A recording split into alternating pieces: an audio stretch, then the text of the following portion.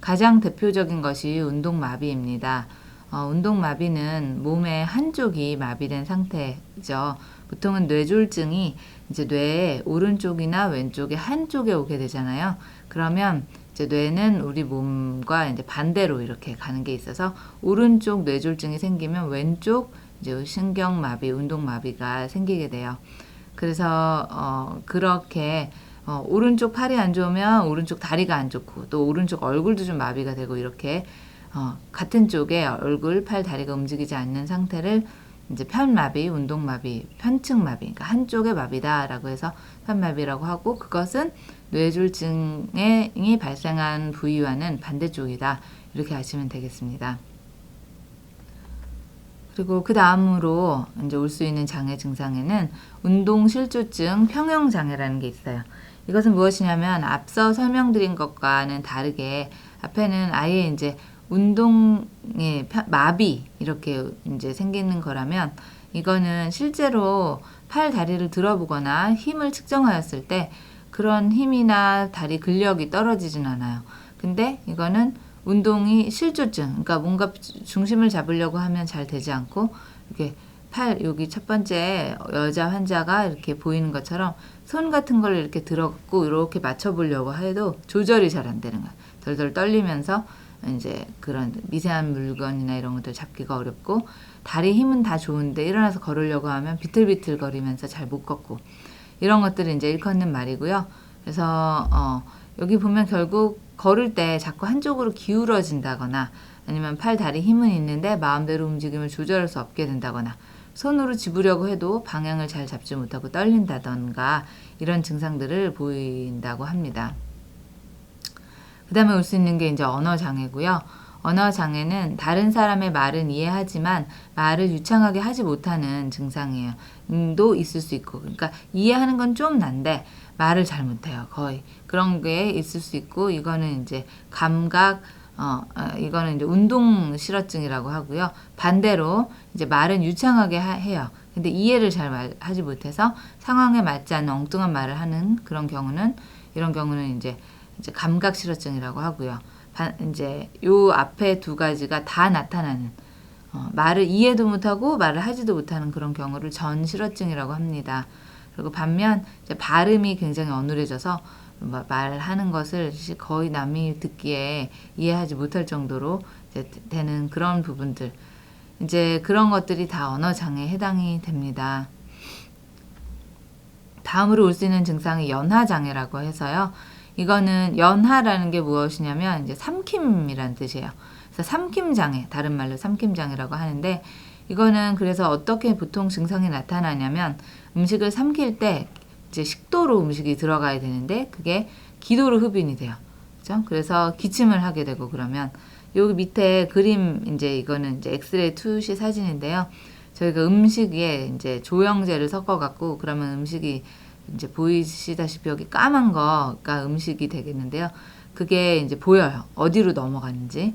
근데 보면 이렇게 기도로 잘 넘어가지 식도로 넘어가지 못하고 앞쪽에 기도로 이렇게 뚝 까만색이 떨어지고 있고 밑으로 떨어지려고 하는 그런 부분들을 보시게 될 겁니다. 그래서 이럴 때 이제 연하 장애가 보통 생기게 된다고 하고요.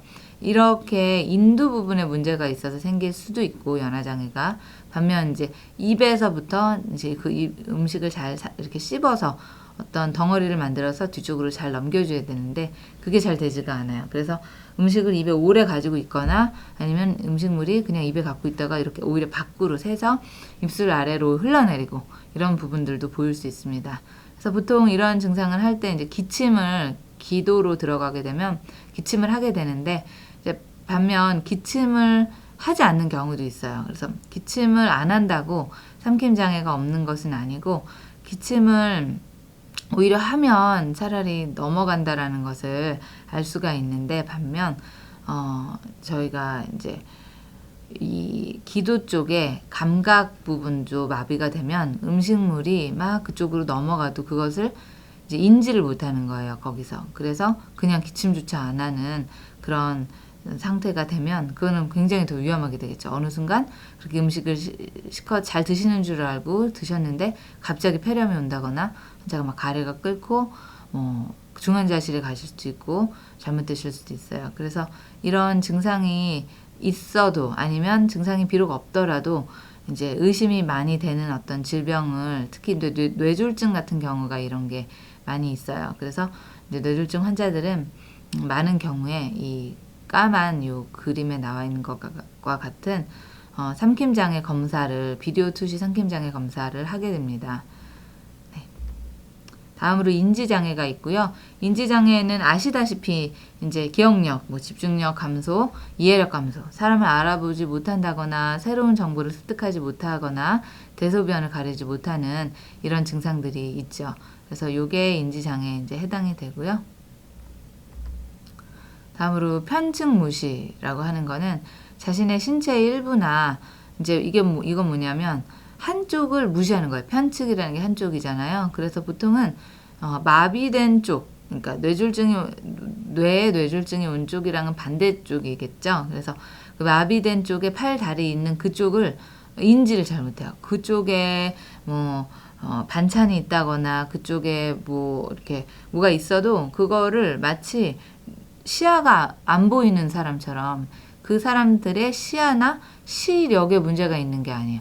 근데 그래도 그쪽을 뇌에서 아예 무시하는 것처럼 실제로 그래서 이 밑에 이제 그림들이 좀 보면 재밌는데 이 환자들 입장에서는 이렇게 토스트가 반쪽만 있는 거예요. 그래서 이렇게 뭐 굉장히 극단적인 그림이지만 이렇게 음식을 드실 때 한쪽에 있는 음식만 드세요. 왜냐면 거기에만 음식이 있다고 생각하시거든요. 그리고 뭐 이렇게 걸어가다가 반대쪽에 내가 무시하고 있는 쪽에 문이 있는데 문을 못 보는 거예요. 무시하고 있기 때문에. 그래서 걸어가면서 문을 못 찾고 아니면 벽에 그냥 자꾸 부딪힌다거나 이런 게 있을 수 있어요. 그래서 이제 여지껏 제가 설명드린 것처럼 자신의 신체 일부 또나 주변 환경에 대한 자극에 대해 인지하지 못한다는 거예요. 그리고 이제 방금 설명드린 것처럼 자신의 신체 일부라는 게 뭐냐면 이제 마비된 쪽에 보통 이게 무시 증상이 생긴다고 말씀드렸는데 그래서 이 환자들한테는 마비된 쪽 팔이나 다리를 보면서 이게 누구 손이에요? 이게 누구 발이에요? 이렇게 물어보면 자기가 아니라고 얘기하기도 하세요. 그래서 이제 그런 증상을 편측무시라고 합니다. 그래서 뭐 한쪽만 쳐다보고 걷는다거나 음식물도 한쪽에 있는 것만 먹는다거나 걷다가 한쪽으로 치우친다거나 뭐 이런 게 있을 수 있어요. 이상과 같이 이제 생길 수 있는 여러 이제 장애 증상들을 살펴봤는데 이런 것들이 다 재활 치료로 이제 치료가 되는 분야들입니다.